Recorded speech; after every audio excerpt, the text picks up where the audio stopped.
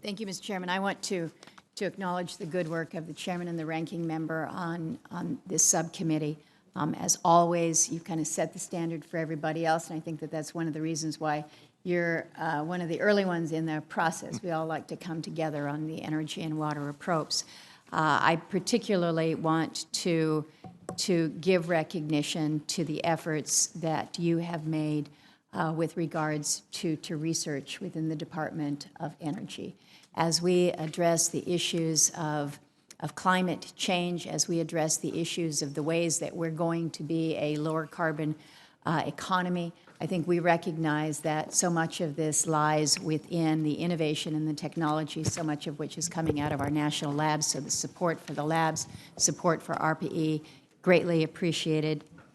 I also want to acknowledge the good work that you all have done as appropriators working with us as the authorizers when it comes to dealing with the nuclear waste issues. We all recognize that this has been long and hard, and we are continuing to work on it, but the commitment that you make through this bill, again, is appreciated. And I also appreciate all that you have done with including funding to begin demonstrating advanced nuclear reactors within 5 years. I think this, again, is an area where we have some promise, but we have to deal with the waste side, as Senator Feinstein reminds us.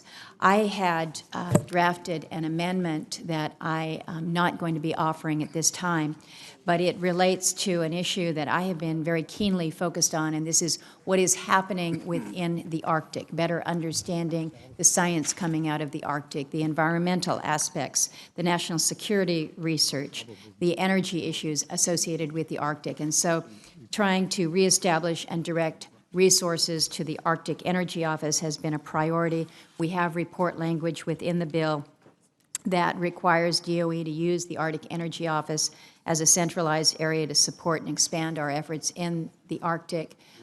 You will see as we move through the appropriations process, I'm focusing a lot of my time on the Arctic.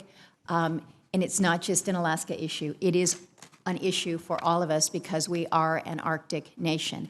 So I just ask for the commitment from the chair and the ranking of this subcommittee that we continue to work on this initiative.